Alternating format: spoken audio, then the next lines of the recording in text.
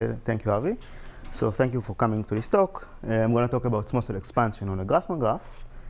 And let's start with defining what is expansion.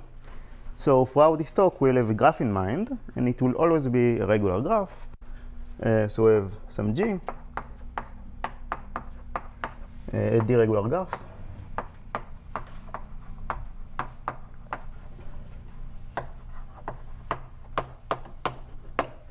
Okay, so here is the definition. So suppose we have a set of vertices S, then the expansion of the set S is denoted by phi of S. Well, you can view it probabilistically or combinatorially, which is kind of the same, but anyway, so I feel more comfortable with the probabilistic definition.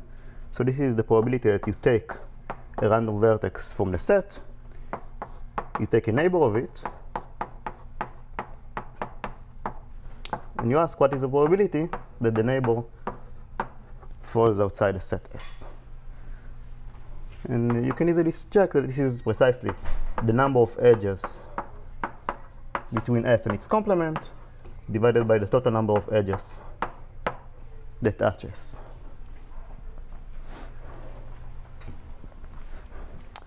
Okay, so I guess that most of you have seen expansion previously, mainly because we like expander graphs. They are very useful in many settings. And usually an expander, we say a graph is an expander, so G is an expander.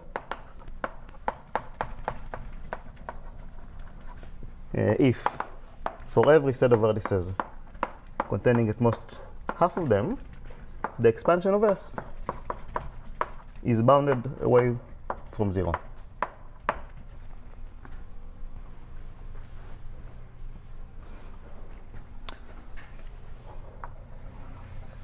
But the main topic of this talk is SmallSet expansion.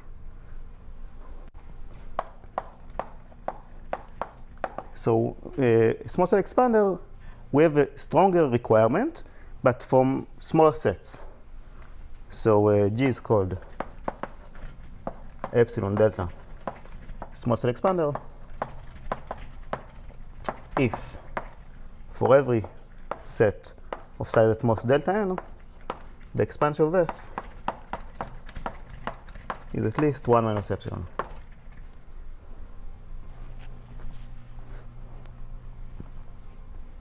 Okay, so this is SmallSet expansion. So let's see the most famous example. For example,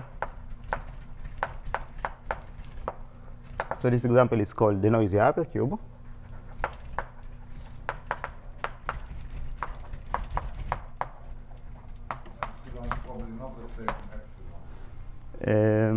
Yeah. So eta noisy hypercube. You should think of eta as close to 0, to like 1%. And this example goes as follows. So the vertex set is 0, 1 to the n. And now about the edges. Well, this is a weighted graph. So I need to define to you what is the distribution over the edges. And this is defined as follows. So edges.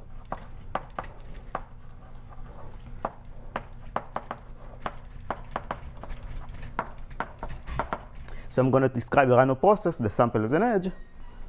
This process simply takes a random vector from 0, 1 to the n. And then for each coordinate independently,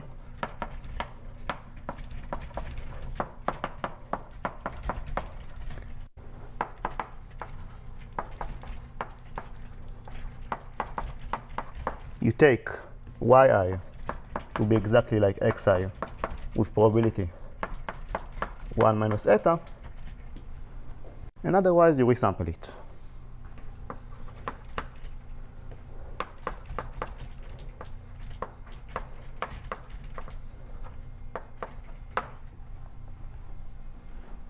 Okay, and then the edge that is sampled is xy.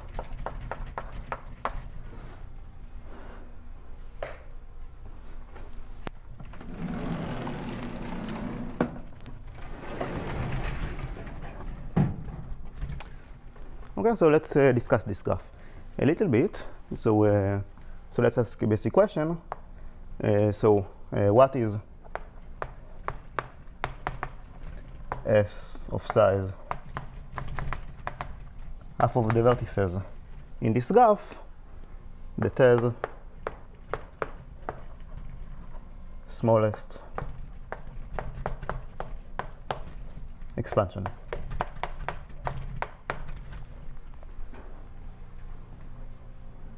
X1. Yeah, so this is a dictatorship, and so the answer is the set that has all the points where one coordinate is 1, say the first one, or 0 even. This is such a set. So it has size as we need, and the expansion of it is like half eta.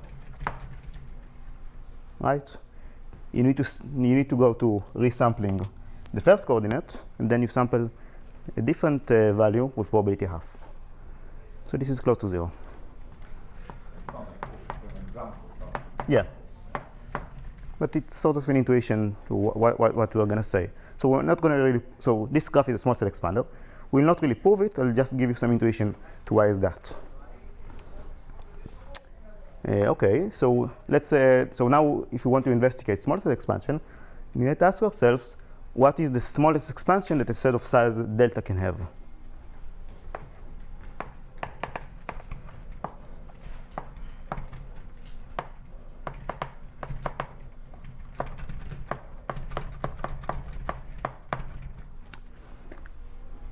Well, so we sort of want our set to depend on the least number of variables possible.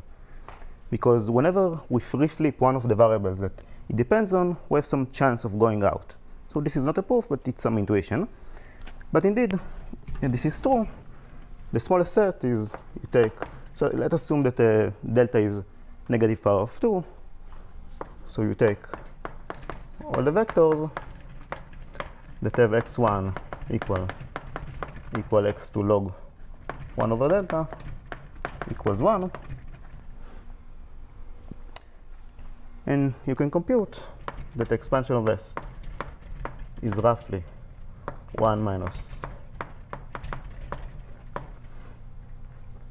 something like that. And the important point is that this goes to 0. So this approaches 1 as delta goes to 0. And those are the simple inductive proofs, and like Harper inequality. So this is a, so the keyword here is the hypercontractive inequality.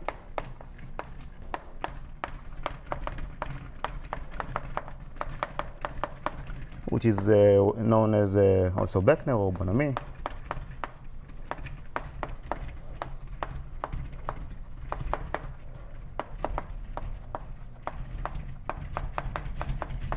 So if you want to prove this thing precisely, this is the way to do it, but I think that this intuition is good enough for us for now.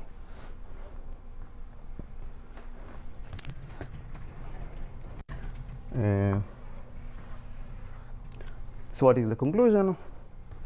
So the conclusion is that this graph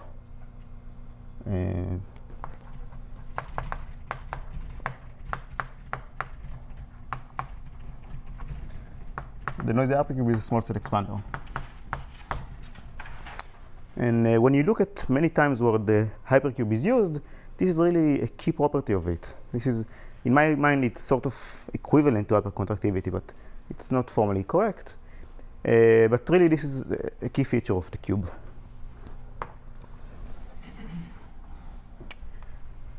Okay, so now let's go to some other settings. So, but here the problem is that the degree is very large. Yeah, so if you want a good expander, so usually when we want a good expander, we want constant degree. And this is not the case here. Yeah. Very dense.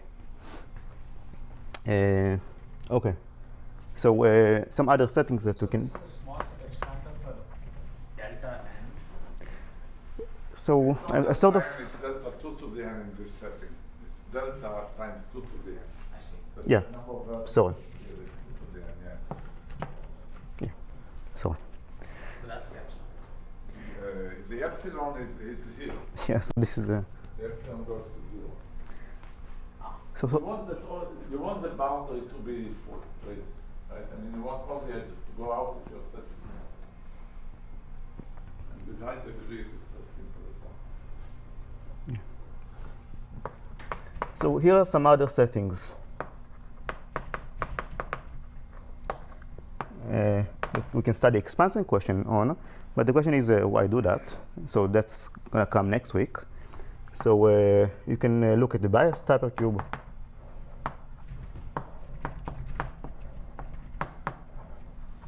So I'm not really going to go into each one of them, and just want to give you some examples of graphs that you can think about if you know them. So very closely related is the Johnson graph.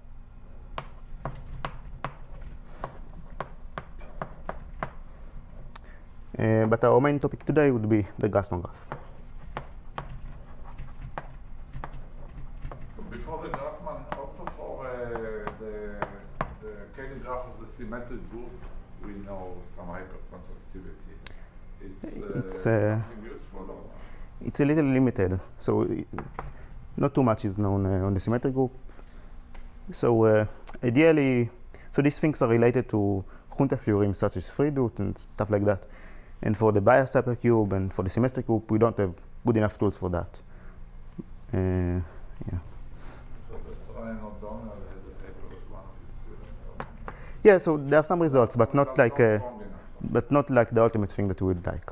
It just seems to me that there the degree is smaller. You can take the generating set to be, I don't know, transpositions or something like that, Mm-hmm. which is much fewer than the number of, the degree here in the noisy hypercube. Yeah, but somehow the Polynomial. part of the issue is that, so this graph is very simple because it's a product graph. Yeah. So this is thing that makes it very useful. You can understand all the characters and everything like that. On the symmetric group, it's more Yeah, complicated. then you need to understand our presentations and Yeah. well, anyway, our results, I don't know if that's Yeah, good enough. sure. Okay. So how do you formally define degree in a weighted graph?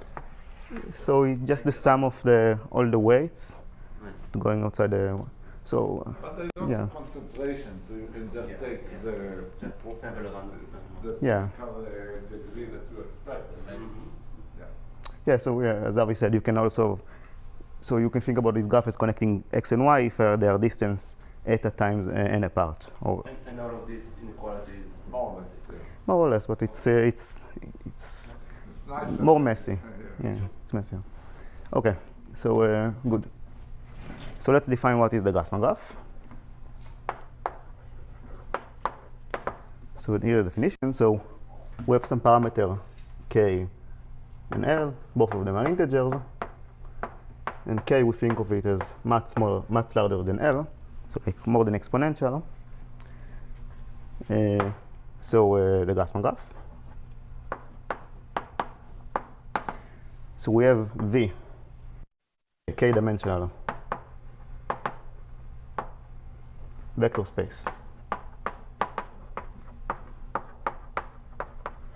over F2.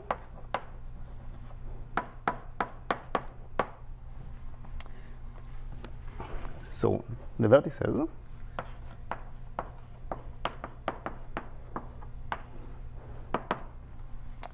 vertices are all subspaces of V that are of dimension exactly L.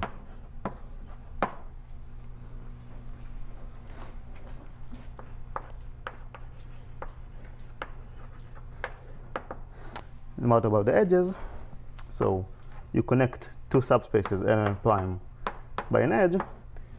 So their intersection could be L if they're the same thing, and otherwise it's most L minus 1. So you connect it if they're very similar.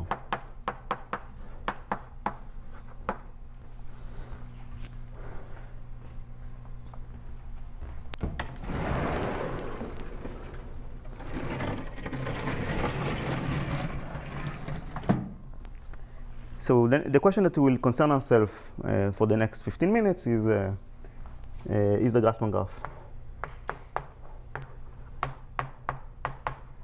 A SmallSet expander. That's VL or KL?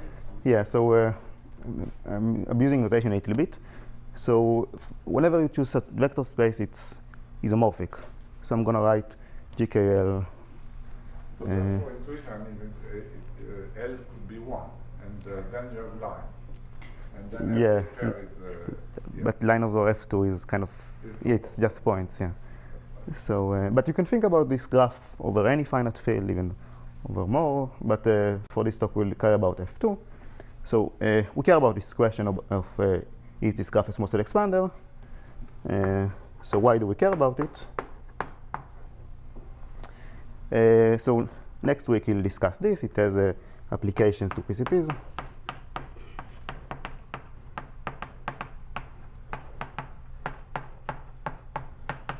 So this is like our original motivation for studying it. But also it's a really natural question.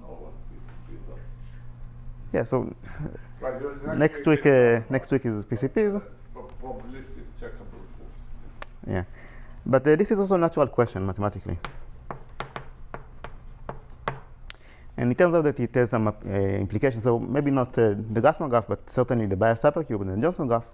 They have some applications to analysis of Boolean functions, structure theorems, and things like that. So I think that this question is interesting. So let's study it. Is this related to what other people in math call Grassmann? Yeah. Yeah. Grassmannian is the manifold, the manifold.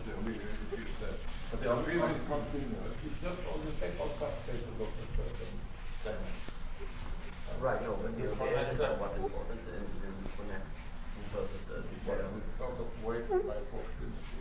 And there is a topology.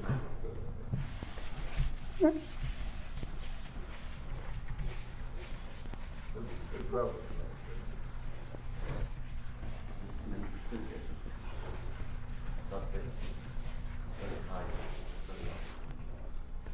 There are other names for this grass, spherical buildings. Some people consider all vector spaces, and then they try to make adjacency between 5-dimensional and 3-dimensional, 4-dimensional. Yeah. So Part of the family. It's more like the Johnson version of so it's like the Johnson version of the hypercube.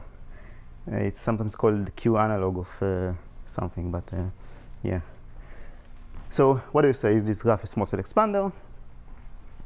So we've seen an example of a SmallSet expander. So probably the answer is no, because we need some contrast. So here's an example. You want to show us a small set that does not expand. Yeah. Or that the expansion is strictly less than 1, or much less than 1. And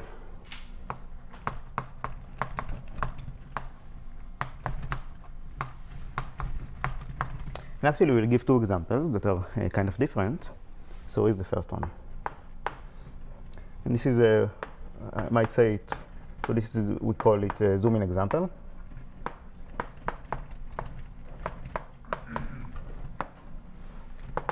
So it goes as follows. We take a vector x that is non-zero, and then we consider the set Sx of all L's that contain x.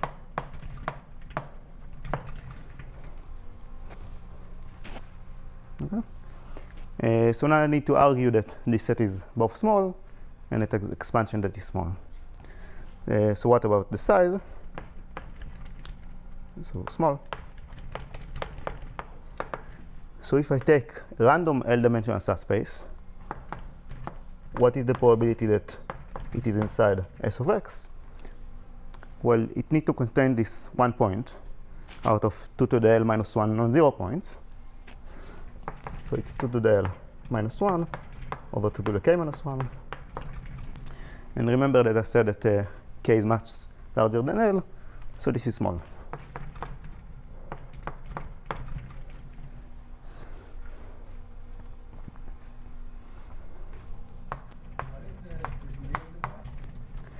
Yeah, so that's a good question. So maybe before we do that, let's do some counting. So let's count first the number of vertices, just to introduce some notation.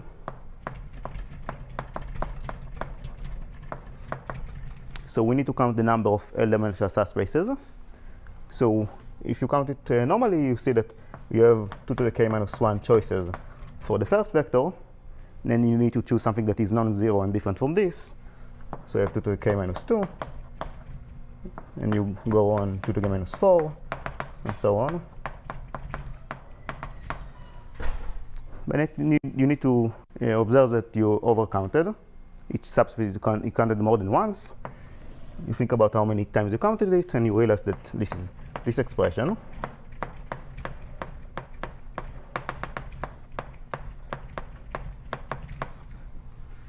So this is the number of vertices. And we denote it by k brac L. This is kind of like binomial coefficient, but this is called the Gaussian coefficient. This is the number of options you can choose an L-dimensional subspace from a k-dimensional subspace. But asymptotically, it's something like 2 to the k times 1. Yeah.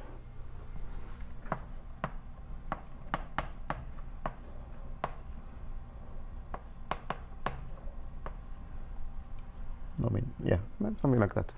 But if you're really small, you can think about it as 2 to the kl. So let's think about the degree.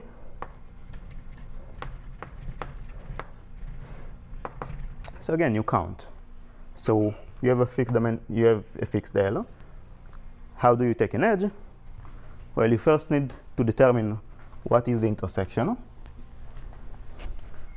So you have L brac L minus 1 options for that. And then you need to extend it. But again, you need not to overcount.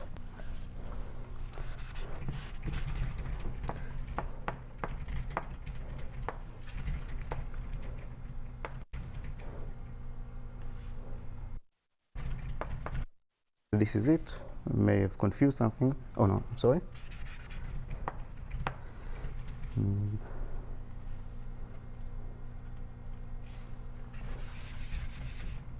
Yeah, so this is it. So this is roughly. This is roughly, ignoring all the L's, this is like 2 to the k. So if the number of vertices is like 2 to the kl, this is like a constant power of that. So still, it's pretty dense. Yeah.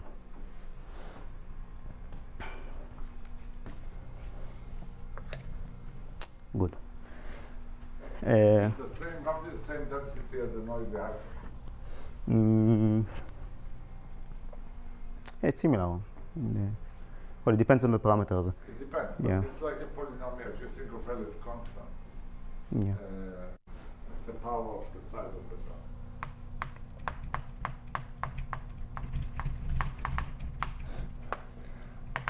dot. So let's get back to our example. So recall we're considering the set of subspaces that contain a given vector. We saw that this is a small set, and now we're going to convince ourselves that the expansion of the set is roughly half. And let's do that by a picture. So we take some subspace in this set. So here is the subspace. And then we sample a neighbor.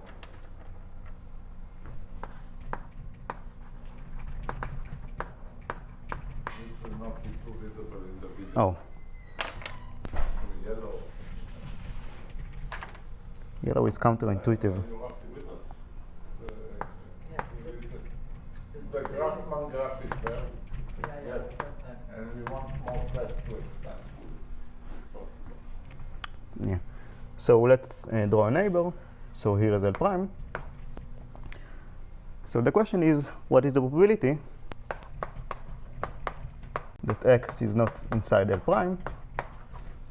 And the answer is half, because these two subspaces have intersection L minus 1. So we have here 2 to the L minus 1 vectors.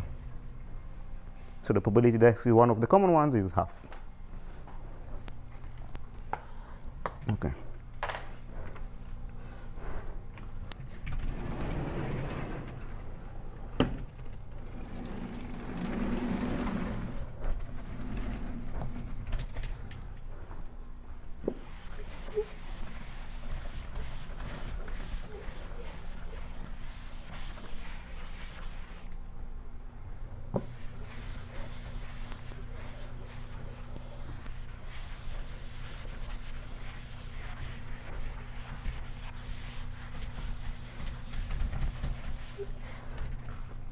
Good. So let's see now the second example. So example number 2. So now instead of taking a vector and asking to contain it, you take a vector and ask to be perpendicular to it. But I prefer the hyperplane version. So, but this is the same. So you take W hyperplane,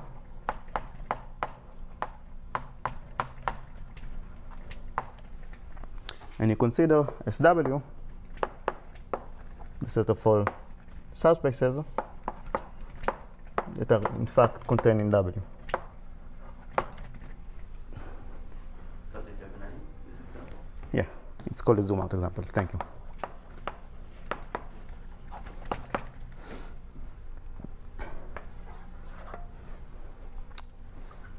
Okay, so let's convince ourselves quickly this is also an example. So if you take a random subspace, what is the probability that it is inside SW? Well, picking a subspace is sort of picking L vectors independently. Sort of, not really, but it's good enough. And the probability each one of them is in W is half, because W is a hyperplane. So you can see that this is like 2 to the minus L, and this is small. But it's much larger than the previous. Yeah, it's much larger. And at the same time, the expansion is kind of the same. So expansion is roughly half for similar reasons. I will not say it again, but you can check that this is indeed the case.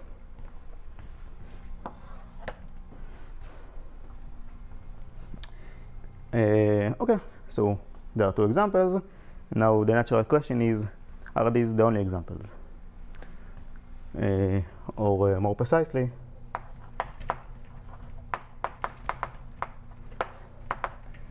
or question or problem, characterize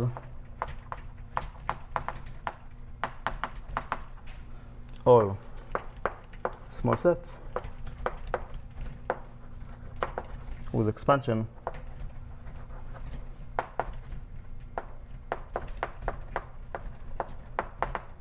is bounded away from 1. So it's a stability question. Sort of. So sort of we would like to say we have such set, we can prove some structure on it. Okay. So clearly we have these examples, but I claim that you can sort of combine them and produce new examples. So we have combinations.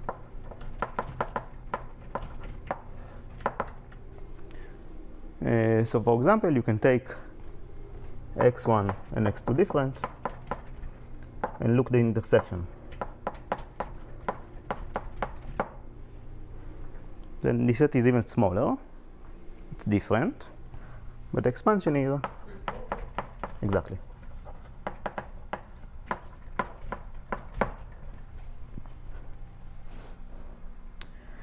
More generally, you can take sort of Q, a list of vectors, and W1 to Wm, list of hyperplanes, and consider the intersections again.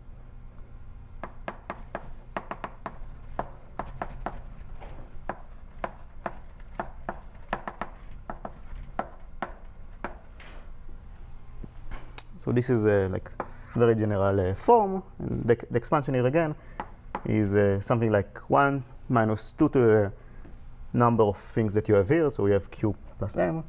So it's like 1 minus 2 Q plus M.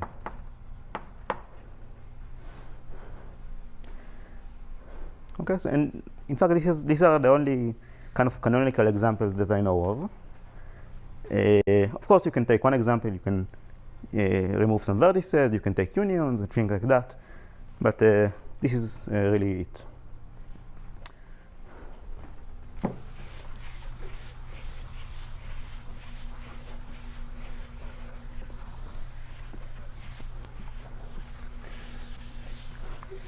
So now I'm going to state a vague statement that we'd like to prove, but we'll make it less vague as we go along.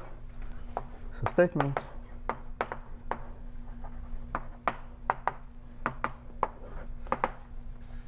any small set S with expansion bounded away from 1 is close to one of these examples. So it's not clear what I mean by close, right? So these sets, although they have small expansion, they really contribute nothing to the density of a set. So it's not clear what do you mean by close, because this is a kind of larger set than this one. So what do I mean by that? So let's try to see. But first of all, we want to take a closer look at these two examples and see that, in fact, they are very natural examples. They are both really, you can expect them, sort of.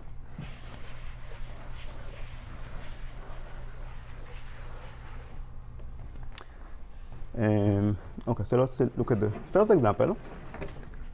So you can look at the induced subgraph on this set of vertices, and you can ask yourself, what does this subgraph look like? And the claim is that this is sort of isomorphic to a lower order Grassmann graph. So k minus 1 or n minus 1 or n minus 1 depends if you take the quotient or not. Let's take. So really, you could expect that, right? It's very structured. It's not some arbitrary example. It's not like a random set. And here, we have the same thing. This is also a Grassmann graph.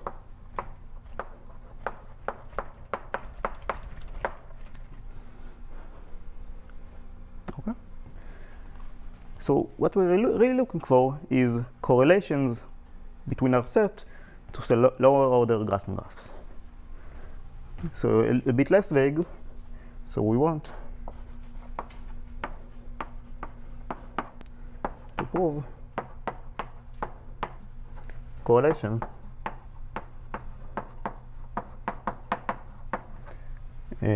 with constant coorder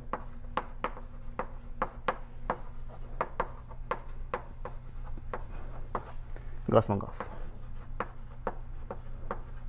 And constant correlation is what you're looking for, right? Because this constant correlation will give the gap for 1. Yeah. So that's enough for us, but it's also interesting to ask if you can find like full correlation, but not in descending, because here you cannot hope for that. Okay, so again, this is a little bit of still vague. So let's now define what does it mean to have correlation, or more precisely, what does it mean not to have correlation, and then make a precise statement. So the definition. An example of a set that's not, that doesn't look something like this. A random set. Random set. A random set doesn't work. So pick a bunch of vertices random, and so let's define what. That is this. Yeah. So how do unions of these things fit into the picture? So you can take union of two of like not too many and still get the same thing. If you take too many, then it could get messy. So a union of a few which still have this constant correlation. Yeah, union of a few that is not too large together. Of course, you can also Take a always union of arbitrary disjoint Arbitrary disjoint. subspaces. Oh, I see. Like the union of these. Yeah, just a union. I mean, he's looking for an Explicit example. of small set that has full expansion. Almost anything will do it, but just take a few the vertices also. Take disjoint subspace. Okay, I never thought about this question. Like I was always trying to attack these examples. Maybe they are all.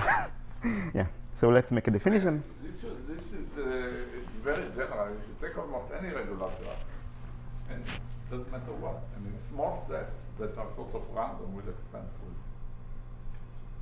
because they are small. And, you know, if they don't talk to each other, why shouldn't all the letters go out of them? So the expansion would be like 1 minus their density, because once a random neighbor is like a random vertex. Yeah, and if the density is little one, then you get what you want. But you want all, or you want, or you want at least to understand all the exceptions. Yeah. So here is the definition. So we have R integer and epsilon greater than 0. So we say S is R epsilon pseudo-random.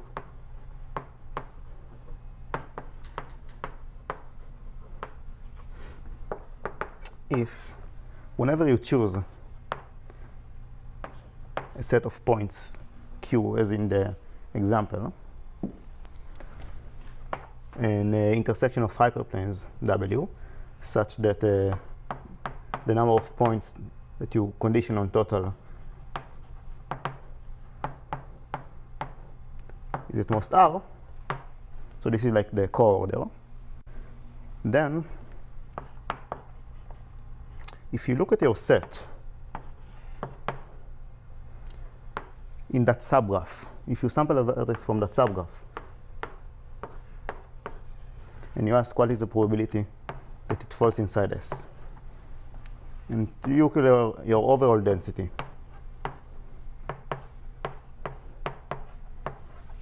then these two things are kind of the same, so the same up to epsilon additive. What is Q, W, and co-dimension W? So Q is a set of points. You should compare it to this set of points. And W is the intersection of W1 to WM. Do you want your subspace to contain some points and to be orthogonal to some other vectors? But don't you need to normalize this by R, or you don't care because R is a constant? I don't care because R is constant. Yeah, so Yeah. it would be natural to normalize, but since it's constant, you don't care. Yeah, I really There are want. more constants, yes. Yeah, even if a single pair Q and W violates this is not pseudo-random. Excuse me? Even if a single pair Q and W violates it, it's already not No, pseudo-random. I meant the epsilon is the difference. Since Oh. the probability should be off. Hmm. Yeah, so no, I don't need to normalize it. Sort of a small notation. So we call that, so this is the density of S inside the subgraph defined by Q and W. We denote it by mu QW of S. And this is mu of S. Where Q and W are empty. Sorry? This is when Q and W are empty. Yeah, Q of S. precisely. This is so Q is empty and W is everything. Yes, right. Yeah. Good. So we can look at our examples and observe that they are all not pseudo-random. So if you look at this example, it is not 1 minus little of 1 pseudo-random. Just to make sure you really meant Q plus the codimension, so the size of the vector space Q. Yeah. Plus this number. Yeah. I just want not to condition on too many vectors. One is exponential size and the other, right? Sorry? Q is the set of vectors, not the whole space. Yeah, so you can think about Q as the whole space and take the dimension of Q, but No, we got Q as a subspace. no, Q is a set of points. Oh. If you want to think of Q as a subspace, you take the dimension of Q. Okay? To me, I mean, just take Q points that you want to your subspace to contain. W is another set of points. Vectors you want them to be orthogonal. It's just a sum these two numbers up. Yeah. Good. So let's observe that this example is not pseudo-random, right? Because you take very appropriately, you take W to bit W, and you get that your density becomes 1. Whereas before it was little of 1. It was little, So, little one. yeah. And here, this is the same thing.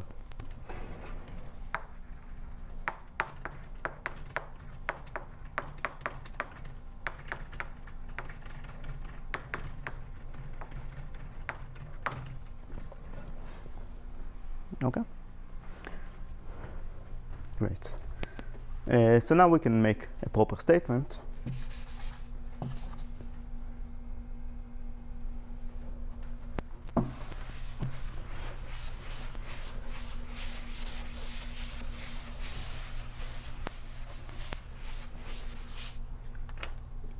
So the statement goes as follows. For every greater than 0, so that is the amount that you are close to being full expansion. There are some constant r and epsilon such that if a small set S is r epsilon pseudo random,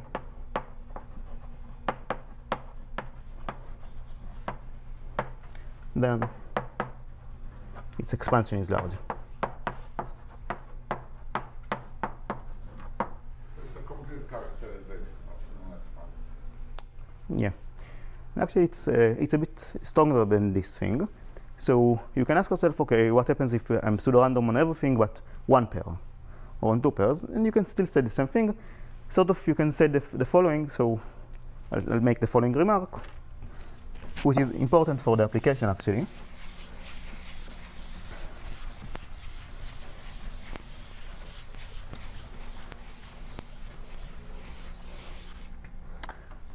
So you can state this statement counterpositively, that if the expansion is small,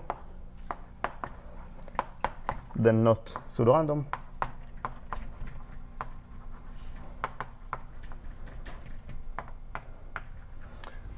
So that means that you can find such Q and W, but this really contributes for small amount of vertices in S. So you can sort of take it out, not hurt the expansion by much, and reapply it.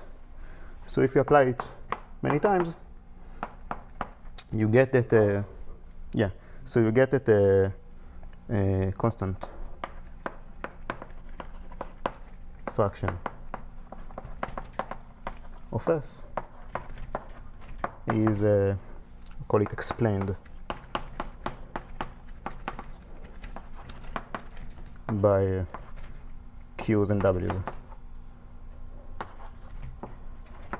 would be a constant number of them.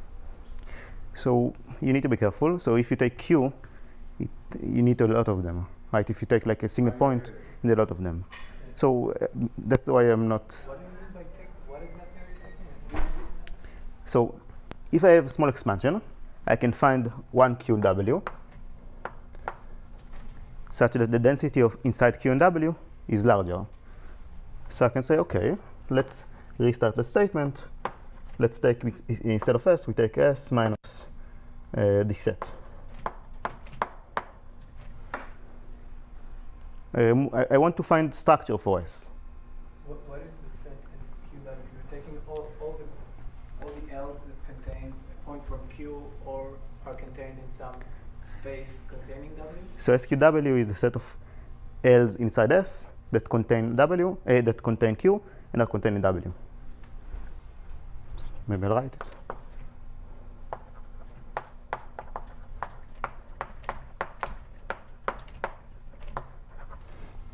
So this is, This could be no, it couldn't be everything, right? Because you only, so if Q is empty and W is everything, then of course. But if Q is like one vector, it's a small fraction of the vertices. no, S couldn't be SQW? In principle, yes, but we'll not think of S that small. So this would be useful when S is like constant small density.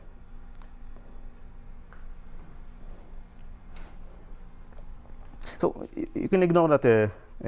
I just wanted to say that you actually get automatically a stronger sort of. This is something that you can actually call a characterization because it's sort of reversible. You can call it a characterization because you can show that whenever you have contributions for such Q and W's, your expansion is not too close to 1. So this sort of goes also the other direction. But you lose a lot of parameters. Can you find the Q defined in what sense? Depends how S is specified. Like algorithmically? So there are a lot of choices. So I don't know, but yeah.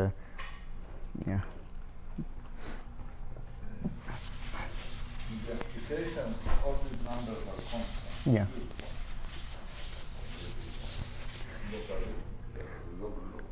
Yeah. So in the application, like even though they are constant, we don't care about how to find them, because all we need for reduction to go for is there such pair or is there not? We'll see it next week. But, so you can ignore this for now. When you say constant fractions, constant doesn't have to be like a half or a three-fourth. No, it depends small. on it. It depends on it. Yeah. Yeah, it will be something. It will depend on Function of it.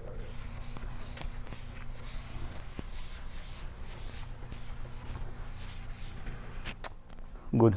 So we're halfway through. Now we get to the third point in which I start proving things. So Should ask if there are questions. yeah. So yeah. Before I do that, maybe are there any questions? Can you give us an example of a pseudo-random set? Pseudo-random set? So as I said, random set. Why is a random set pseudo-random? Good. So let's do that. Yeah. So if you consider only Q of constant size and W of constant codimension, then there are not too many choices for them. Right? There are like 2 to the O of K choices. And you can ask yourself, but Chernoff bound, what is this deviation in expectation? Right? So the expected value is the same, and by Chernoff bound, it's almost always like very close. It's constant. Yeah. So you do some union bound and you're done. Good. So let me tell you what. Just a random set will land with the right probability in any given set, and if there are not too many conditions like this, then okay. So maybe I'll tell you a few words about what we can prove out this statement. Then we'll take a break and then we'll prove things. So here is the theorem that we're going to prove today.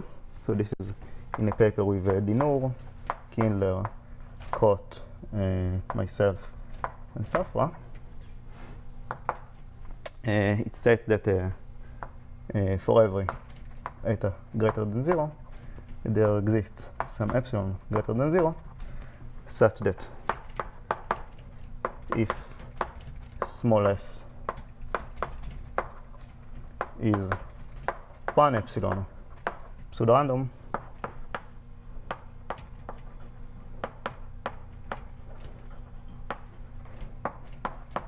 then the expansion is at least 3/4 minus a little bit. This is a sort of says that these are the only examples that have expansion half. So this is already kind of meaningful. And we'll see the proof today. So this is a special case of the statement. Yeah. Yeah. And So, this statement is a theorem or a conjecture. Let me give you another minute. So in that paper we sort of This is the first yeah. case. You put only one condition on it, either on the containing the point or the orthogonal. Yeah. So this is like the first non-trivial result. So in the same paper we considered this question and we proved this thing. We also managed to prove the following.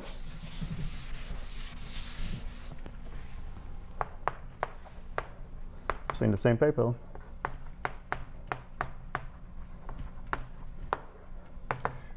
we showed that now if S is 2 epsilon pseudo-random,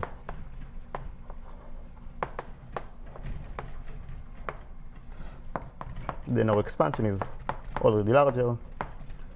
It's at least 7/8 minus a bit. And you can sort of expect the pattern here. I'm going to talk about 15/16. Yeah, so again, it's always small, and for every eta we have these parameters. And we can expect that I can say 15 over 16 and so on. So we'll not prove it today. And the reason is that you sort of take this proof, and then you need to do analysis and use all sorts of different things to get this result. And it actually takes some time and effort.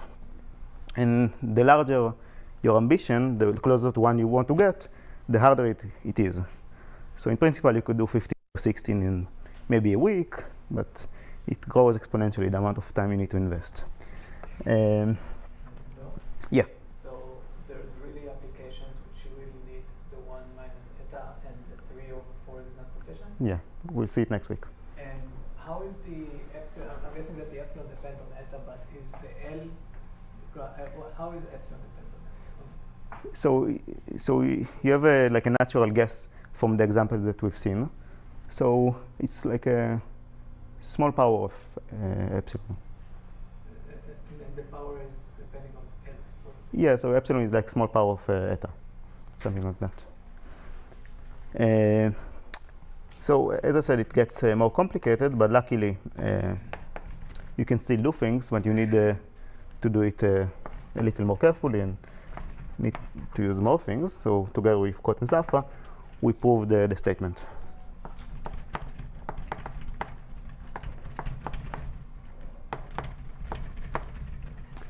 So this is a theorem. Okay. Good. So I think that this is a good time to stop. So after the break, we'll prove this thing. Yeah. Any questions before we take a break? Yeah. But this statement suffices for this 2-to-1 conjecture. Yeah. Okay, and there's no similar conjecture that will yield 1-to-1. No. So sort of the reason this is like 2-to-1 is because we have the field F2. So I'm sort of going ahead of myself. It's not clear how this is related to PCPs or anything like that. We'll see it next week, but yeah. So we don't have a field of size 1. So this is sort of the reason we don't have such conjecture for there. Yeah. I don't know if it's related, but what about other fields? I mean, is this type of question an application for FQ? Q is some other part? So it will have weaker applications. So for a field of size Q, you'd get a Q to Q conjecture. So obviously we want Q to be as small as possible. So we take Q equals 2. But so we didn't really look at these questions for other fields, but I think that like sort of the same proof works there. Any more questions? So that's what plans for next hour and next week. Next hour we prove this thing. This will give us a taste to all of these proofs. So all of these proofs have something in common. They use spectral analysis on a Grassmann graph and things like that. And on next week, I'll talk about BCPs. Like I showed, maybe I'll show the reduction from some NP-hard problem to 2-to-2 games, and hopefully see where this gets in.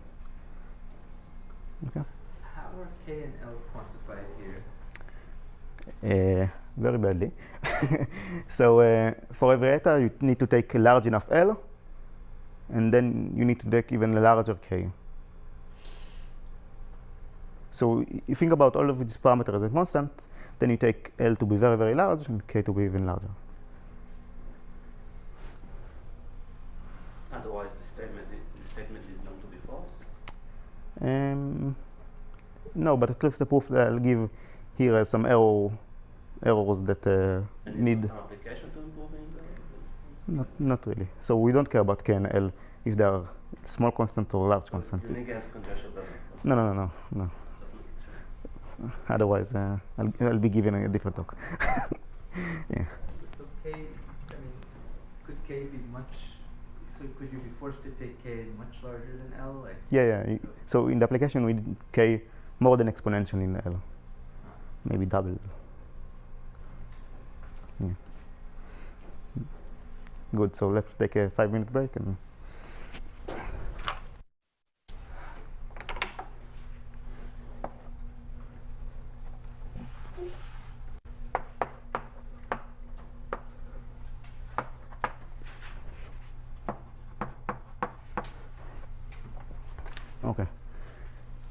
So we want to prove this theorem, and what we need to do is we need to sort of, so a graph has an adjacency matrix, and the action of the adjacency matrix on sets is sort of metrics and vectors. So we need to understand this matrix, and we need to understand its eigenvalues, eigenvectors, and so on. And this is what we're going to do now. So let M be the normalized adjacency matrix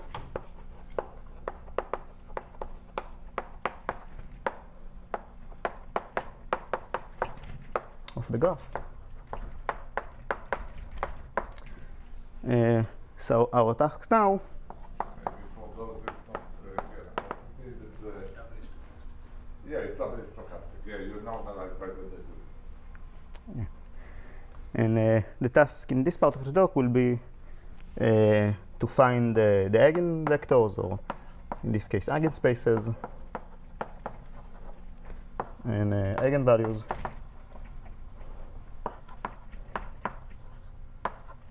of this matrix. This does not appear in any book. It appears in various forms that I could not understand. Yeah, so this graph is something called distance regular graph, meaning it's very, very symmetric and things like that. And there's like very general forms for these things there, but we want something that we can get our hands on. We want something that we could get close to. So we need to, so let's do that. So they have formulas, but they don't have asymptotics. They have formulas, but they're less nice than what you'd like, but they're still explicit enough that you can work with them.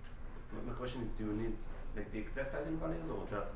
No, we can calculate the exact ones, but we actually need only approximations for them.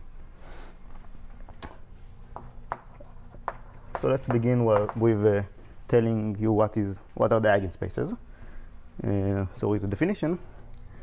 But before that, I want to make a remark. So whenever I say vector, so what is a vector over this graph? A vector, a real valued vector, is we'll view it as a function from the vertices of the graph to rails. So we'll talk about eigenfunctions. I'll not say the word vector. So here's the definition.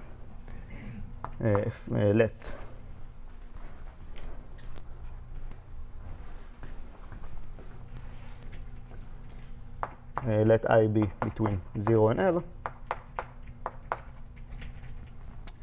So we say a function f from GVL to R is of level at most I, and we denote it by f is inside j less or equal than I if there exists some other function little fi defined on I-dimensional subspaces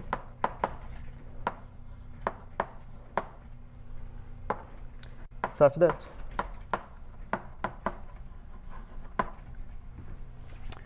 the value of the function capital F on L is the sum of values of little f I on all I-dimensional subspaces of L.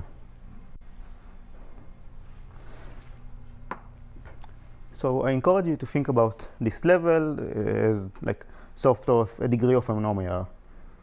If you look at it from the right direction, which we will not do in this talk, it is really the degree of some monomial. But for us, this will be enough.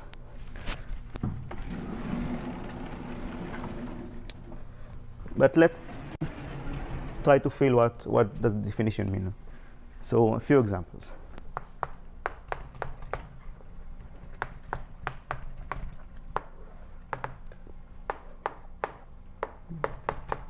So let's take the easy case, I equals 0. What are level 0 functions?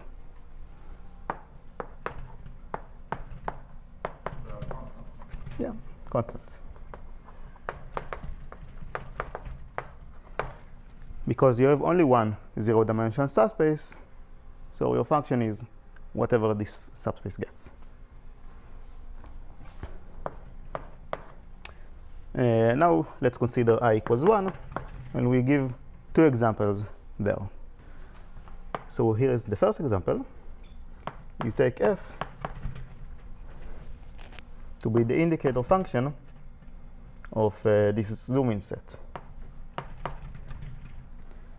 So what do I mean? So it is 1 if x is contained in the subspace, and 0 otherwise.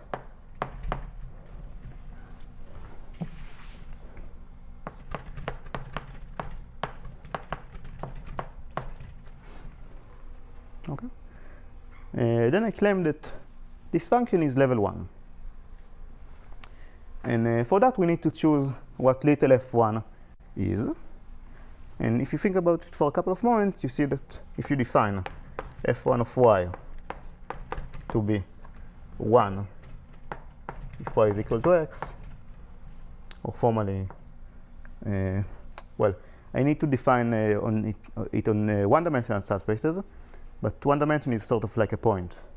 So we'll identify it. So 1 if y is equal to x, and otherwise 0. So you can check that you have this equality. Right? If L contains x, you have one of them equal 1, otherwise all of them are 0.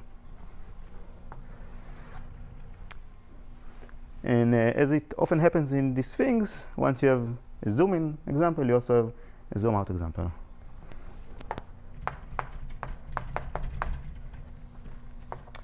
So we take f of L to be the indicator of SW. And again, this is 1 if L is inside W, and 0 otherwise.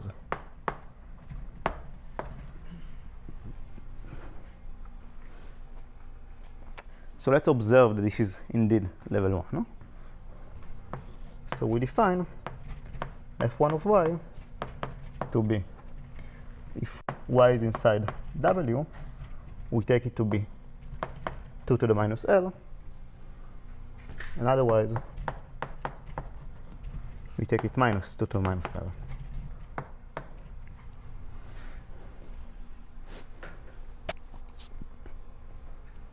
Okay. So again, you can see that this equation holds. So clearly, if L is inside W, all of the summands are plus 2 to the minus L's, and there are 2 to the L of them. So we get 1. But otherwise, because W is a hyperplane, half of the summands are plus and half of them are minus. So we get 0.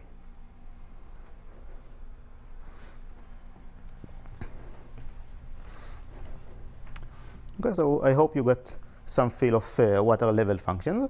So we can sort of guess what are level 2 functions, the intersections of these two things, but we'll not do it now. Great. So here is another definition or notation. So we want to decompose our space into orthogonal spaces. And you can see that if you take functions that are degree at most of level at most L, then this is everything.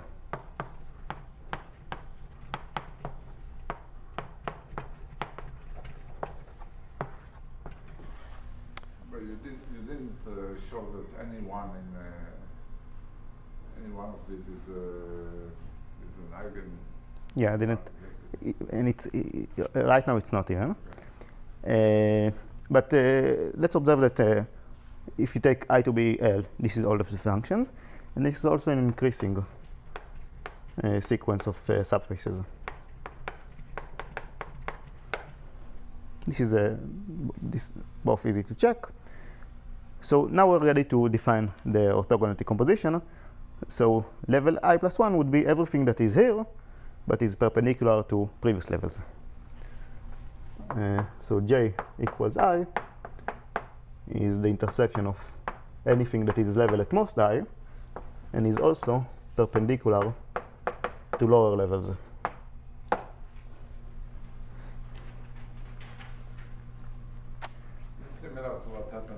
Johnson graph also. Yeah. Again, It's a distance regular, so it's an association scheme also, so it's probably. yeah. So you can think about this as like polynomials of degree at most I, and this is like homogeneous polynomial of degree I. This is a correct similarity. So, so here is a fact. So the first thing I write is kind of trivial. So you can decompose the set of all functions into direct sum of these things.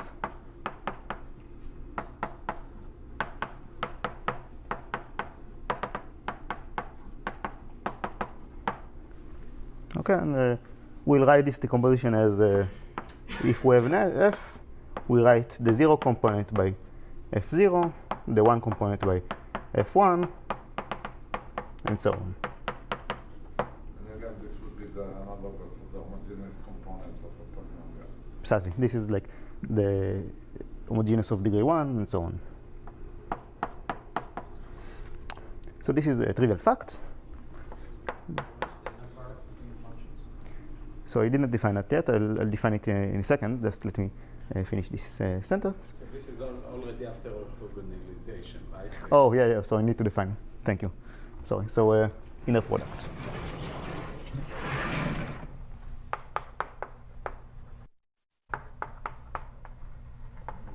The other one up if you want. Oh, yeah, but I want to continue the factor. Yeah, so if you have two functions, f and g, you take the expectation inner product.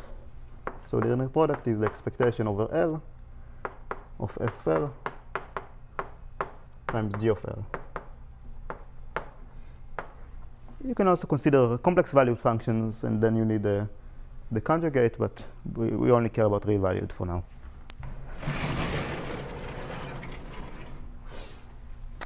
Yeah, so so we have this trivial fact, but the interesting thing here is that these are the eigenspaces.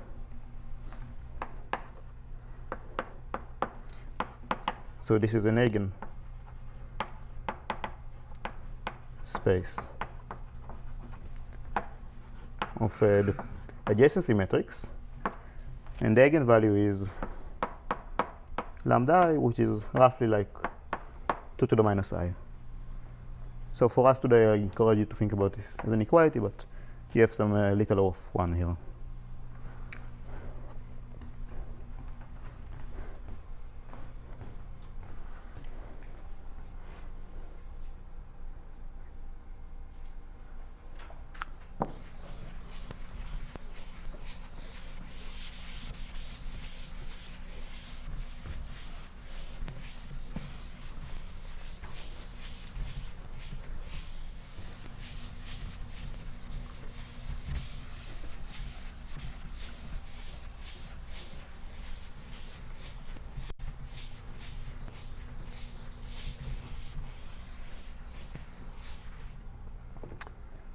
So let's compute one of these things. Let's compute f0.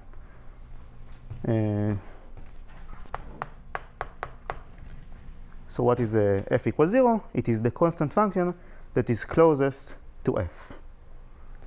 So if you think about it, you see that in closest to f in a L2 distance.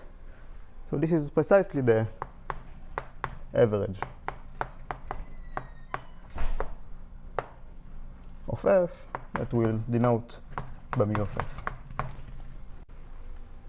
So this is sort of an easy exercise. What about f equals 1? So you can do that as well. We'll do it later on, but this is already a little more difficult. It's already what? It is a little more difficult already, but we really need to know it, but maybe later. But it's similar to a correlation with the variable. It's correlation with like zoom-in sets. Zoom-in set. So, Variable is the point. so I don't want to state it not to confuse everybody, but yeah, it's something like that. Some sense of influence. Yeah, some sense of influence. Or Fourier coefficient even. Okay, so let's first see where does this thing fit into the statement or the theorem. So this is like a the beginning of the proof. We'll sort of do the proof, take a break, and do it on and on. But let's begin. So we have a set S, and we're trying to understand when the expansion can be smaller. So we look at it counterpositively for a moment. Then we want to prove that if the expansion is small, then S is not pseudo-random.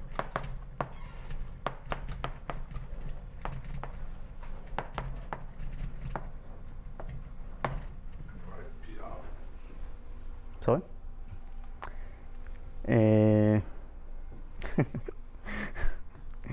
Yeah. So we need to somehow relate between the expansion and this adjacency thing, but it's kind of easy. So what is expansion? So as we said, this is the probability. So we take a vertex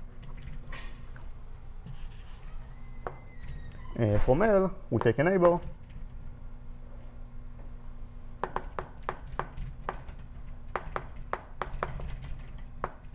and we ask what is the probability that L prime is inside S. And we want to write it as an inner product of some function. And the natural function here is the indicator of the set.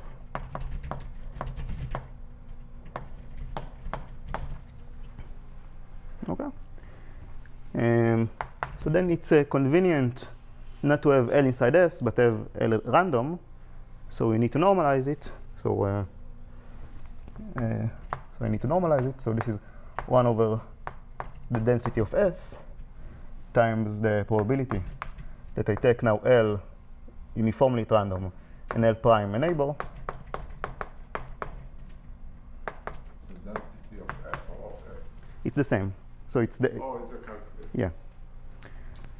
That L is inside S, but L prime is not inside S. Okay. And now this thing is already looking like an inner product. So if you think about it, so sampling a vertex and asking if it's in S, this sort of corresponds to F, and then taking a step is sort of M times F, but we want to be outside the set, so it's minus that.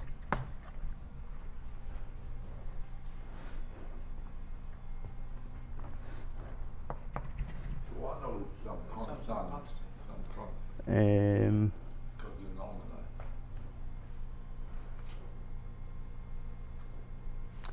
Wait, let me get this right.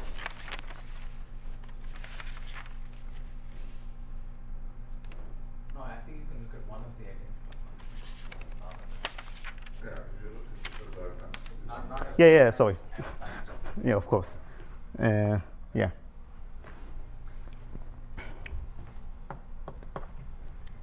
I minus M.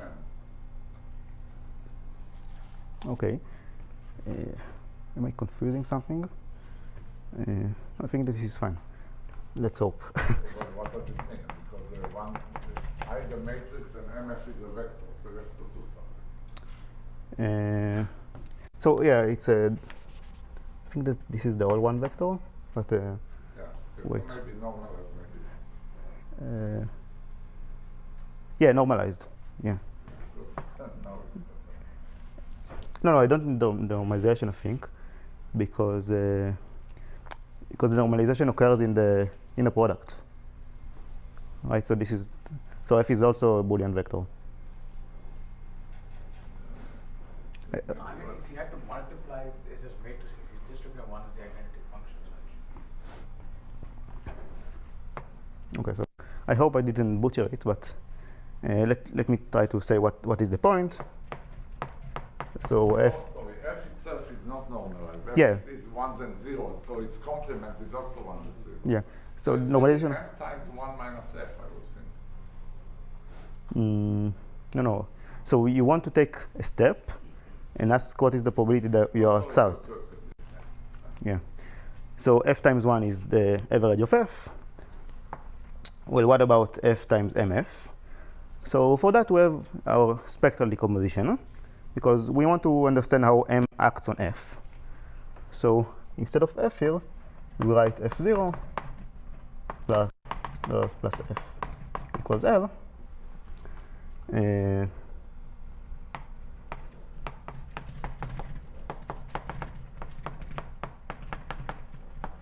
So this is this F. And what about MF? So we use this fact now that J equals I is a eigenspace. So this is precisely, so let's write it without this. So this is F0 plus half F1 plus 2 to the minus L, F equals L. Right, this is using the fact that F equals I is an eigenvector.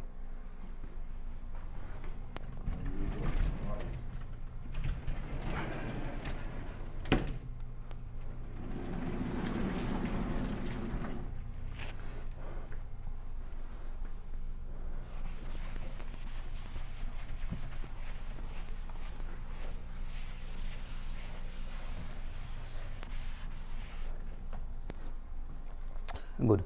So let's continue. So it's 1 over the average of F. So again, we have the average of F minus F0 times F0. So we know what F0 is. It's the average. So it's the average squared. And so here you use the orthogonality. So F0 times F1, this is 0. Because level 1 is perpendicular to level 0. So you only get the diagonal terms, which correspond to summation between I equals 1 and L of 2 to the minus I times Fi times Fi. And this we'll think about it as, we'll denote it by W equals to I of F. This is the weight of the function on the I level. Delta norm of the function. Yeah, of the level I component. So now we multiply. It's 1 minus mu of F minus 2 to the minus I. The normalized weight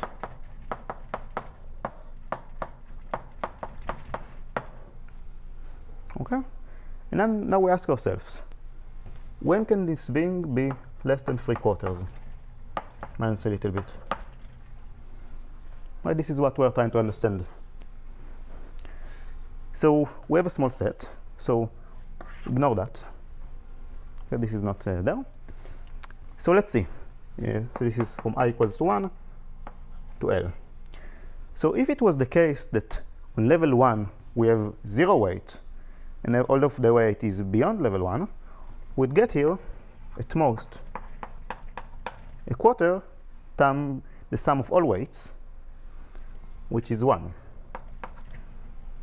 So the sum of all weights is the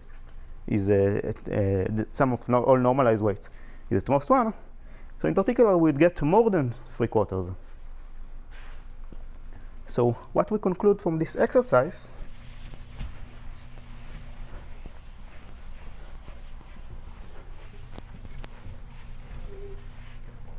So we conclude that the level 1 component must have some weight.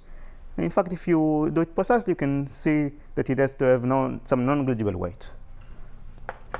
So if you do it, you see that the level 1 component, so I'm going to hide some constants, so don't worry about that, is at least this eta times what it could be.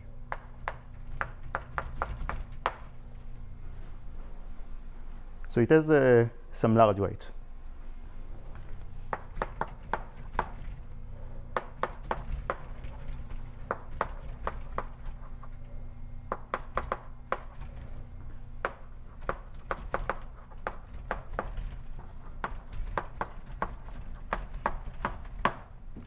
And the question is, when can this thing happen? Right, so we want to prove that whenever this happens, the function is not pseudo-random.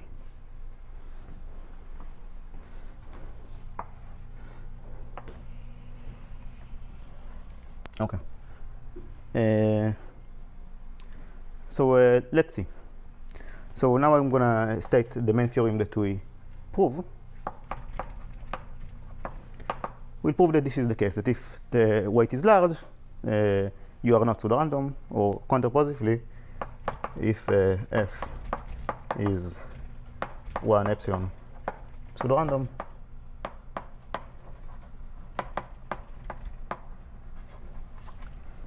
then the level 1 weight is at most this mu of f times something that depends on epsilon. I think that we'll get square root of epsilon, but never mind. Okay, so any questions about this little calculation? So don't worry if you didn't follow the calculation. All I really wanted to say is that if you have small expansion, you have some weight on level 1, and we need to understand when can it be the case.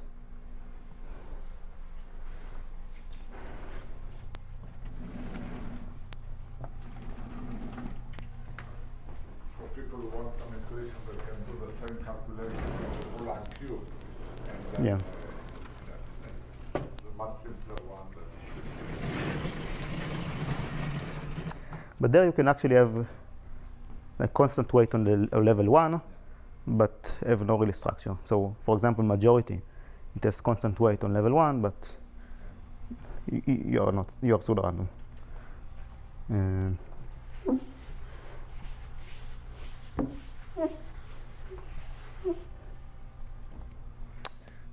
Good. So our main goal in life would be to prove this theorem, but I want to give you first some intuition about that, and then we'll do the details as much as time allows. So the idea.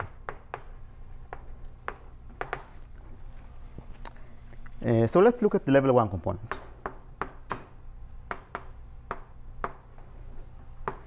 So clearly by definition, it is sum of some function little f 1 of x over vectors inside L. This is the capital F equals 1. Yeah, so thank you.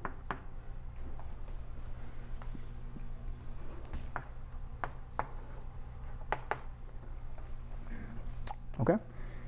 And let's take this sort of highway to the extreme. Let's say that our function is entirely level 1.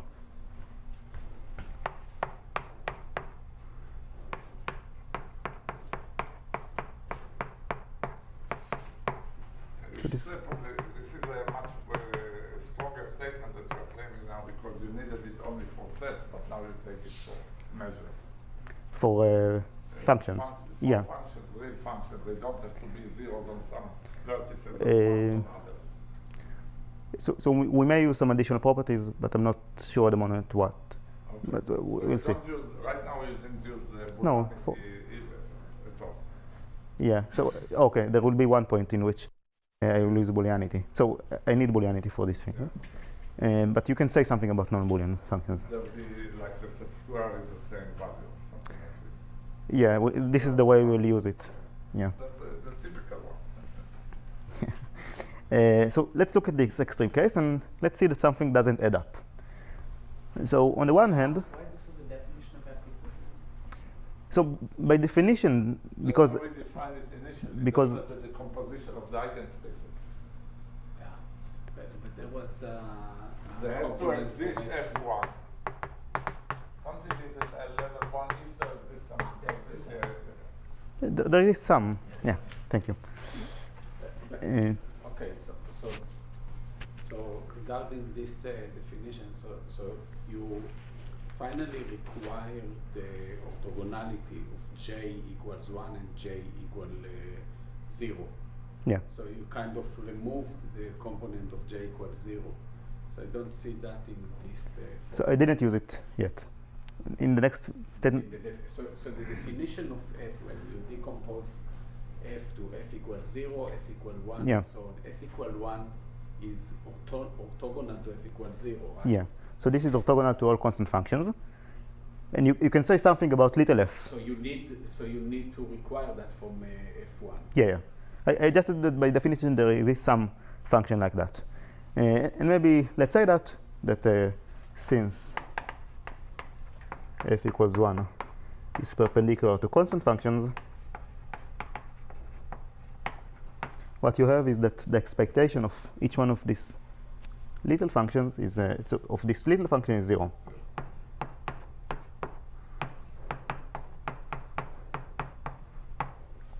So we'll use that in a moment. But this is like equivalent to the definition. Okay. So let's look at this extreme case and see what happens. So on the one hand, f is Boolean valued. So it has two values, 0 and 1. So clearly, if you look at f equals 1, it has also two values, minus and 1 minus the average. And these values are very much far apart. F equals 1 or F equals 0? F equals 1. I just move this thing, right? Yeah, okay, good. Okay. So f equals 1 has two values, minus the average, and 1 minus the average and minus the average. So these values, all I care about is that they are very much apart. Okay? But on the other hand, the expectation of f1 is 0. And moreover, this f1 is a sum of some random variables. So this is like random variables that have expectation 0, and they're sort of independent, like in some sense. So if we have a sum of independent random variables, we know that it must be close to the average of the sum. But Independent, they are pairwise independent. so we'll shortly say that they are not independent. Yeah. But I want to cheat now. Yeah. So if they're sort of independent, we get that the sum would have been close to 0. I'm sorry, but it's never close to 0, right? It's this value or this value. So something here doesn't add up. So one of these cheats that we said of independence or the boundedness of these random variables must fail. And this is sort of what we'll show. We'll show that once you have large weight on level 1, or even in this case, then one of these variables must be bounded away from 0, or there has to be some correlation between them. And this is how we'll deduce the structure. One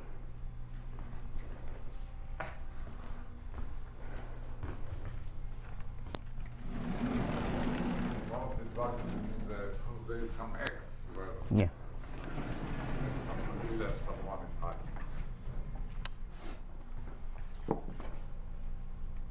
Okay, so maybe we'll do f1 now.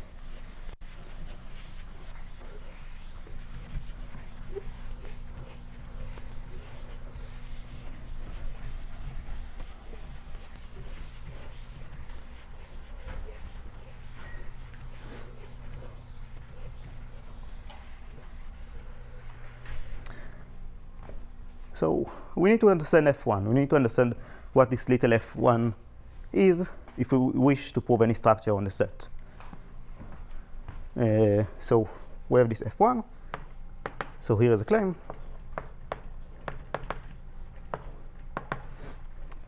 So this little f1 of x is nothing but the gain that you get if you zoom into x.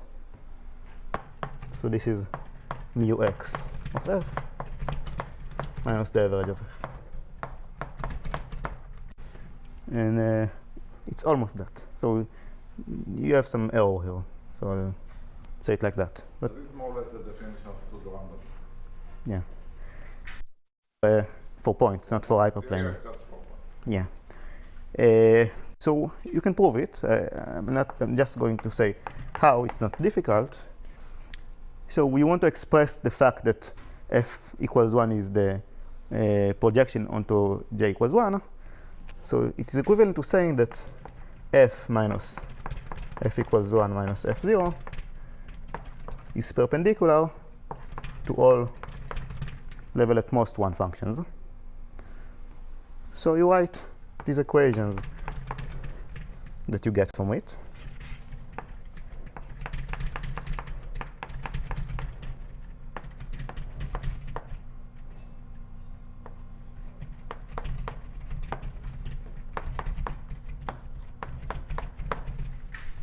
So a spanning set for this space is indicators of points. So you can write all of these equations and conclude that. I'm not going to do that. It's not too exciting. But this is already a good sign. It says that we have some relation to the pseudo-randomness notion that we defined.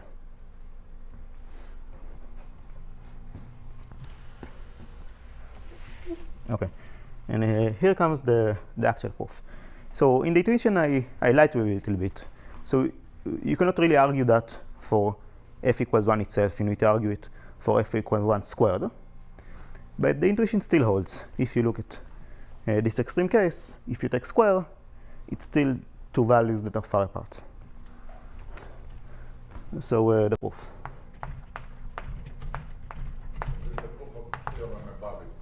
Yeah.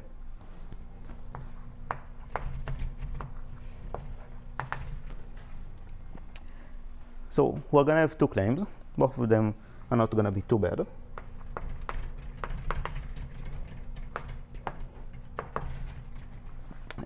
But I need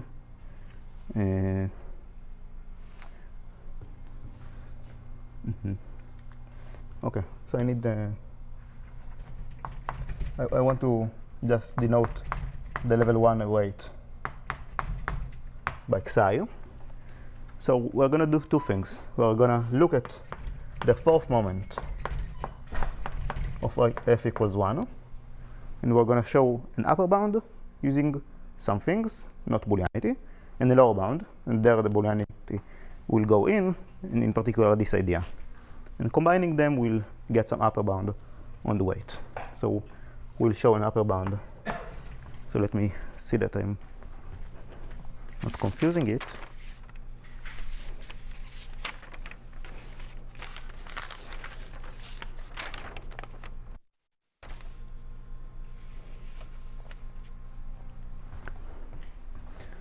So we'll show an upper bound of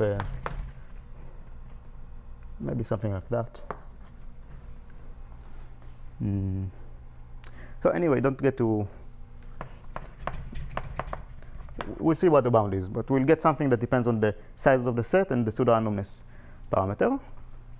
And the second claim will show that if the level 1 weight is large, then the fourth moment is also large.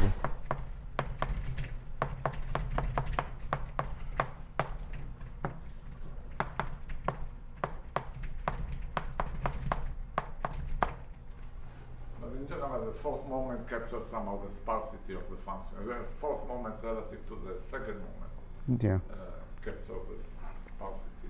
And this is what goes into Beckner's inequality from the beginning, but somehow you need to do it without the induction because it's hard to induct here. You don't have a product structure, which is an issue. So anyway, we will prove something along these lines, and you can see that if you combine these two things, you get an upper bound for psi.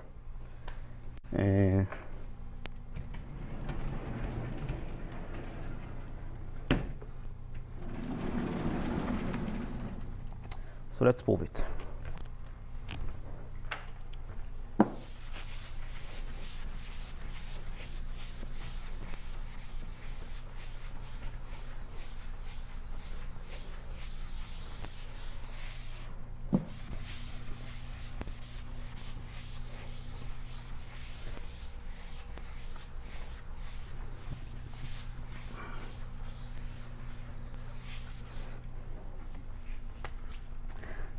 So let's begin with the easier case of claim 1.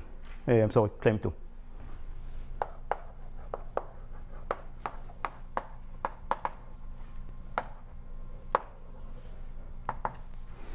So we'll sort of follow the intuition from before. We'll show that because f is Boolean valued, f1 must have some high value with some chance, so the fourth moment must be large.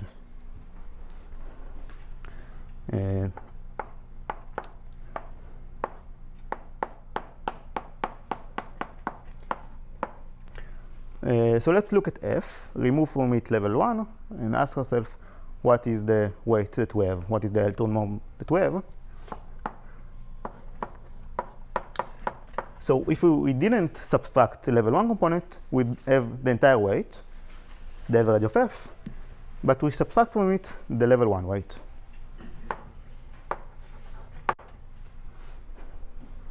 Okay? Good. And now... You're ignoring all other ways. You're ignoring F2, F3, and so on. No, I'm not ignoring it. So this is... So you can expand it out. This is sum of all the weights that are not 1. No, this is it. But the sum of everything... Oh, mu of F, sorry. Yeah. Sorry, good, yeah. Yeah. Okay. So now I want to claim that F equals 1 is some high value with not so small probability. So we know that F is 1 with probability mu F. So we're going to use that. So the probability that F minus F equals 1 is more than 1 minus something. Let me think what that is.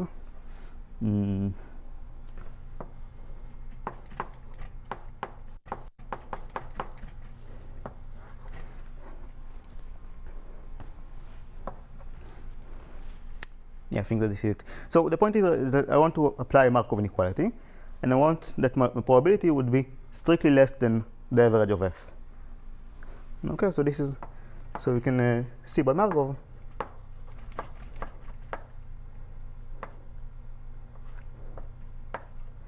This is at most mu of F minus something.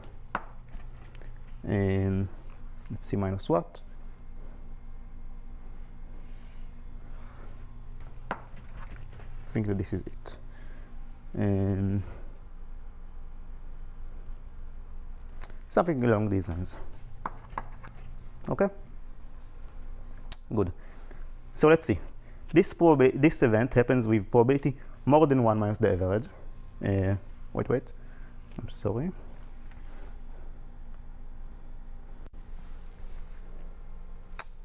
No, this is fine. Okay. So we have this first event that F minus The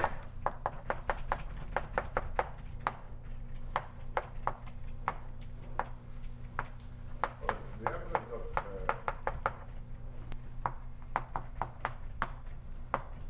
F minus F equals 1 is what you wrote about mu of F minus C. yes. Yeah, that's what you're using in the Yeah. Markov. So you want to say that probability that's much higher than that cannot be too much. Yeah, but I Cannot want be close to, yeah, that's I want the average minus a little bit. So I know that the probability that is small is more than 1 minus the average. But the probability that F equals 1 is the average. Okay? So both events have to happen at least with this probability.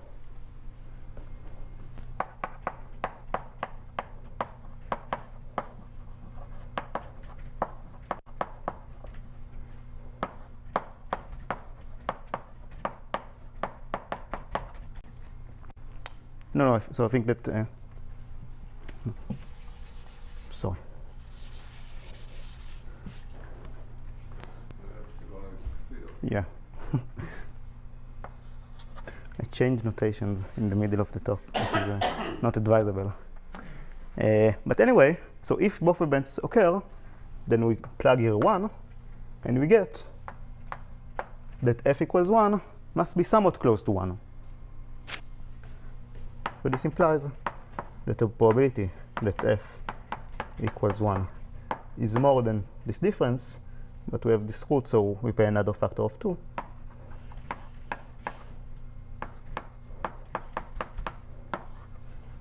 Is at least xi over 2. And this is it. So now you use the fact that your fourth moment is at least this thing to the fourth times this probability. Here we use the fact that the moment is even. This is why we cannot work with third moment. Okay, so it got a little messy, but it's really simple. It follows really the intuition that we had here.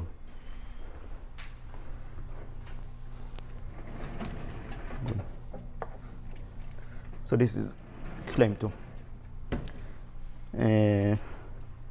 Now we have about 10 minutes and I need to prove claim 1.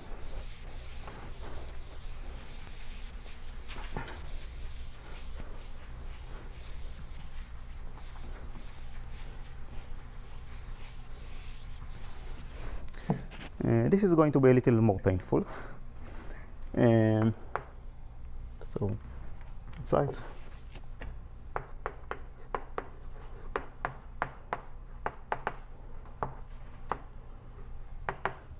So we need to upper bound the fourth moment, and we need to use our pseudo-random perception. Here we didn't use it at all.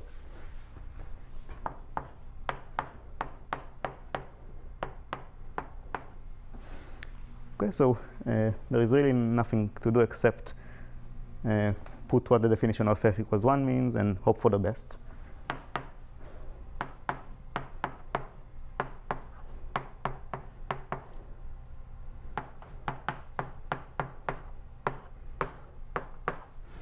Okay, so now let's take a deep breath and open this up. So we have expectation over L.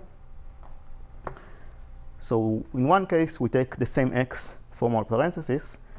So we get sine of x in L of f1 to the 4th of x. That's the main term. This is one of the main terms. So I'm going to write now more variables, x, y, w, and z. Whenever I write a new variable, it means that it's linearly independent from the previous ones. So we have x, y in L. So here we have a bunch of these things. So we have f1 of x squared, f1 of y squared. And for example, we also have when one of them is to the third, one of them is to power 1. So we have a bunch of more terms. The expectation is 0 of f1, so all the odd terms will disappear. Yeah, that's going to happen very soon, but yeah. So as Avi said, there are some terms, those that have sort of degree 1 and independent of the rest, that will be 0. So now I'm going to write things that we cannot argue by that. So for example, you can take fxy and ask f1 squared x, fy, f1 should x of x plus y.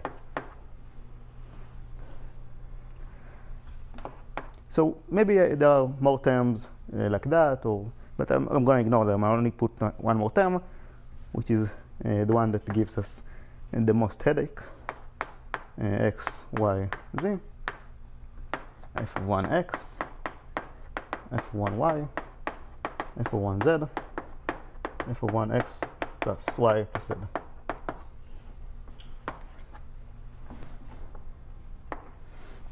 Okay, so there are more terms, like you take 4 different points and you look at that, but it will be the same fate as this one. It will be 0. So now our goal in life would be to upper bound each one of these terms and show that each one of them is small, assuming the pseudo-randomness.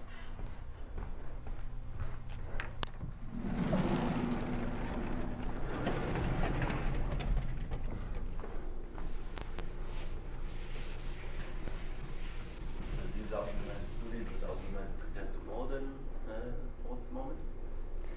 Yeah, but it gets more tricky. You can already tell why, right? And maybe this is a good point to say that if it wasn't level 1 but level 2, level 3, it will get more messy. Why not just use second moment? It's not enough. The second moment we know how to compute it. We'll use it in a moment even. Tell this to the second Yeah. moment. The second moment doesn't tell you it's partial. I mean, it's uniform over the vector of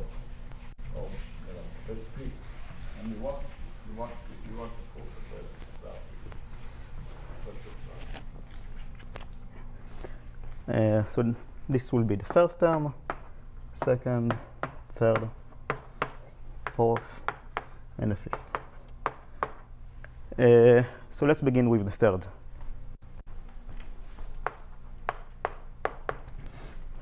So for each one of these things, we're going to turn them from sums into expectations, lying a little bit, and we'll be able to analyze them. So this is expectation over L.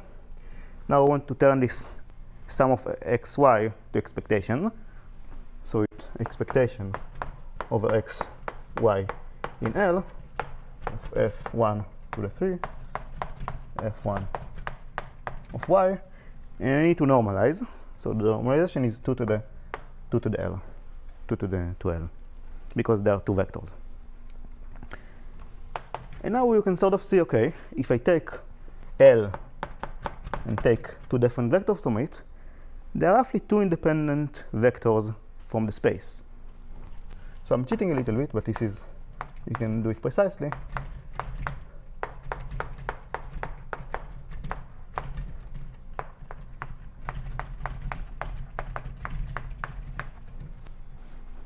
Okay, this is kind of the expectation when you take two vectors independently and uniformly.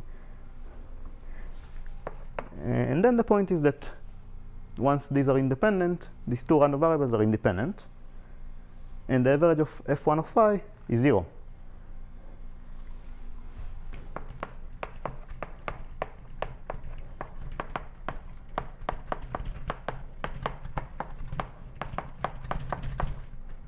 So as I said, this is 0 because, as we said, level 1 is perpendicular to constants.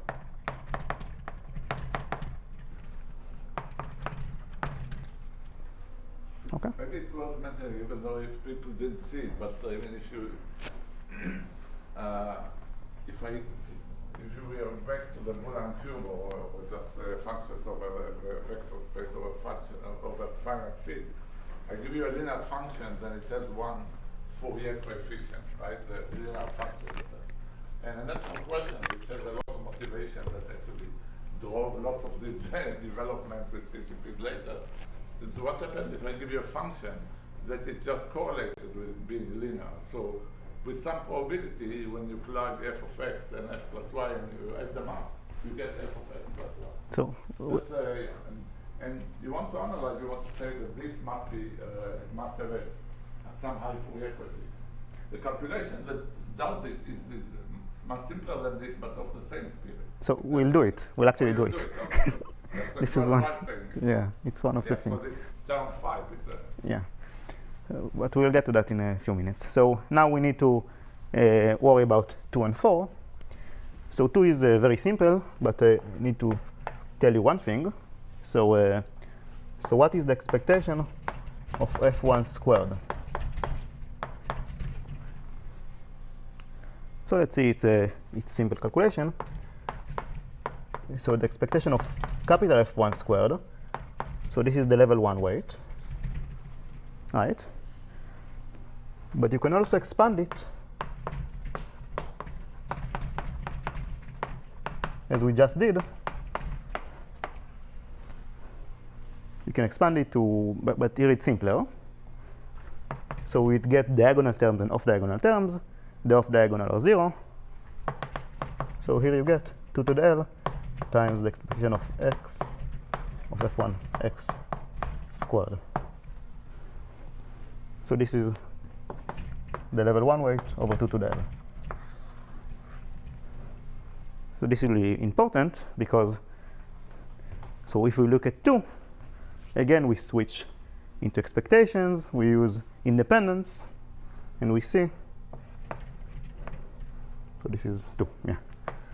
So again we switch into expectations, you see that this is equal to 2 to the 2L times the expectation over x of f1 squared x. And you also have from the y's, so it would be actually squared. I'm doing it a little bit quickly because it's not that interesting. So it's the weight squared. And this is thought of as an error term. It's small. So now let's worry about 4. So is it okay if I take another 5 or 10? Okay.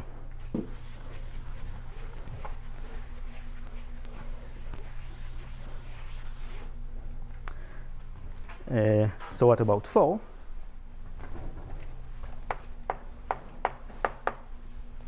So again, we do the same thing, but here it's not clear how to partition it as we did in 2. But still you can do something.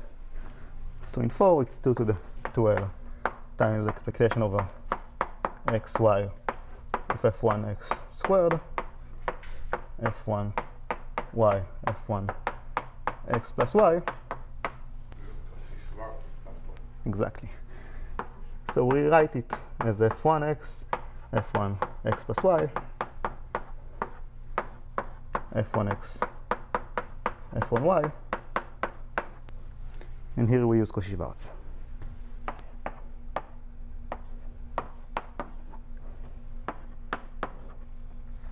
So it's expectation of this squared times the expression of this squared, everything is root, and for each one of them you can see that expectation of it is exactly as before.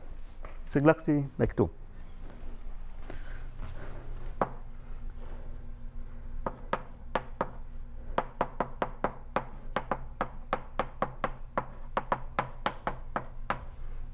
So again, this is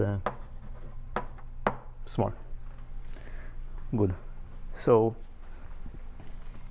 if you were to write down all of the expression, really all of the things except 1 and 5 would be able to argue in similar manner to that. And now we get to the more fundamental question of understanding what 1 and 5 is. So One will be zooming and one will come out. yes, exactly. Nothing else can happen. Yeah. But actually, interestingly, if you look at the second level, it's not clear. So you have some combinations, and it's not clear what term is what. So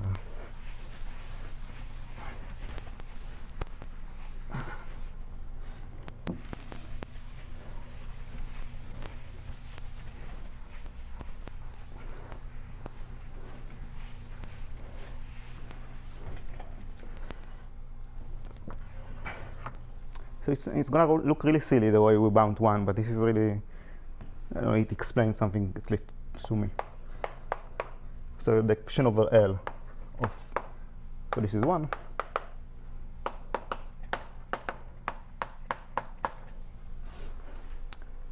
To the 4th. Okay, so again we turn it into expectation.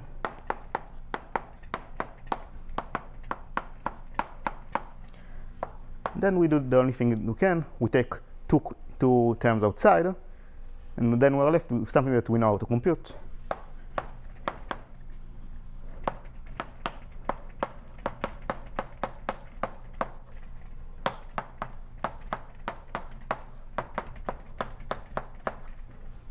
Okay, and now we're in business, because this maximum is at most epsilon. And here we use the pseudo-randomness.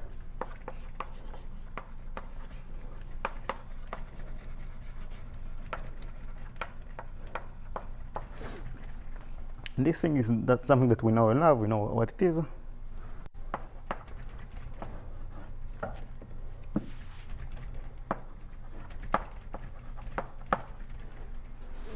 Okay. And now the final term, 5.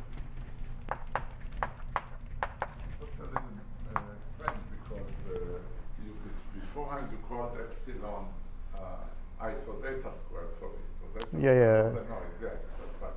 You want, yeah. Epsilon Too many is notations. also Yeah. And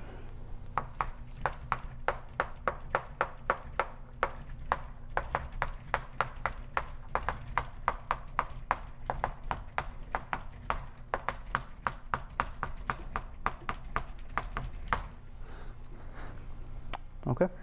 And now we come to what Avi said earlier. So when is this expression large?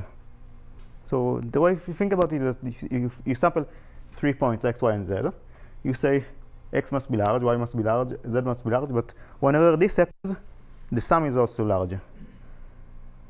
It means that f1 is sort of correlated with a linear function. This is actually what we're going to do. So the final claim.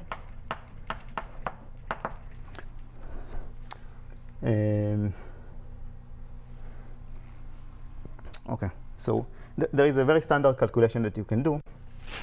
Okay. So f1, we can look at it as a function from v to r. And we can think of b as sort of a Boolean cube. And then you can use standard Fourier analysis on that. Okay? And what turns out to be the case is that if you look at the Fourier coefficient of f1 on some non-empty character s, oh, it's a very bad name, yeah. T.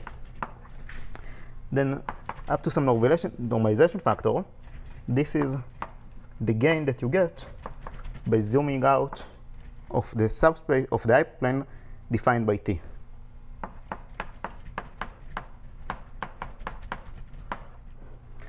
And so this hyperplane is the only thing that it can be, is the set of all vectors such that the character is 1. So I don't want to get too much into what this Fourier thing is. I don't have time for that. But anyway, I want to tell you that the Fourier coefficient of f1 correlate with the gain that you get by zoom outs. And you get a normalization factor here, which is this thing. To see it, you need to do the calculation, but we don't have time for that.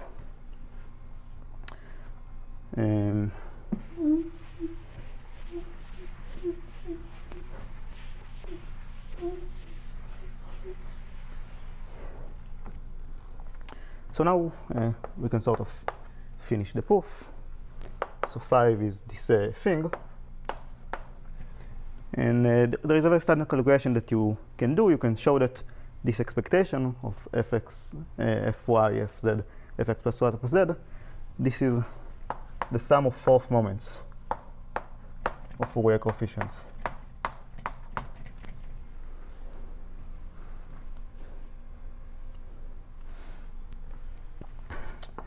And again, here you do what you can. You take two terms outside.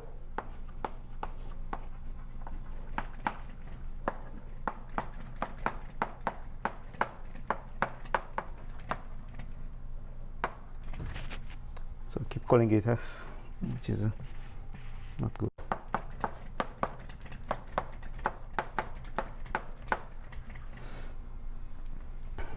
And then you're almost done. This is by Parseval, the 2 norm of f1 squared. And this is, by this calculation, this is 2 to the minus 2l times epsilon squared. Okay, so this is really it. So you take everything that you know, you get the same bound. You get epsilon squared times eta. Okay, so this is it. I'm sorry if this was a little bit unclear, but yeah. So can you use pseudo-randomness again? Yeah. So to argue that the Fourier coefficients are small, we need to say that these differences are small, and this is pseudo-randomness.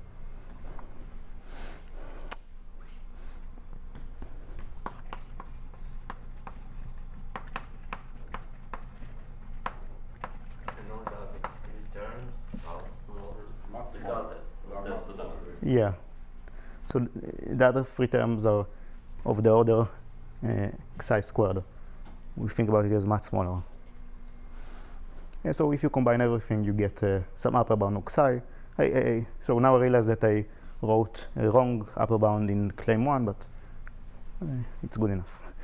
Any questions?